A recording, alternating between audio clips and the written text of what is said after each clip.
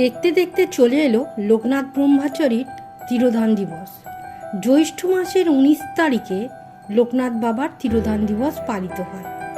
রণে বনে জলে জঙ্গলে যখনই বিপদে পড়িবে আমাকে স্মরণ করিও, আমিই রক্ষা করিব।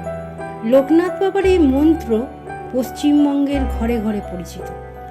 1730 খ্রিস্টাব্দের 31শে আগস্ট জন্মাষ্টমী তিথিতে 24 পরগনার কচুয়া গ্রামে জন্মগ্রহণ করেন লোকনাথ। পিতার নাম রামনারায়ণ ঘোষাল ও মাতা কমলা দেবী। সরল সাদাসিধে জীবনযাপন করতেন বাবা লোকনাথ। তার সব ভক্তদেরই তিনি সমান চোখে দেখতেন, সবাইকেই বুকে টেনে নিতেন।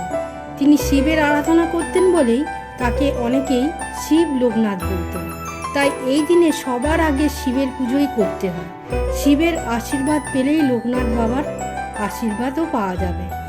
এই পুজোর দিন নীল শাপলা ফুল বা যে কোনো সাদা ফুল ও বেলপাতা লোকনাথের চরণে দিন। মিছরি দিয়ে পুজো করার পর সেই মিছরি বাচ্চাদের দান করুন।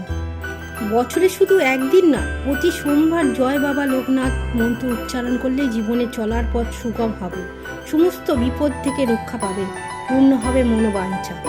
এই পুজোর উপকরণ যাই হোক না কেন, পুজোর মূল উপাচারই হলো শুদ্ধ চিত্ত, একাগ্রতা ও ভক্তি।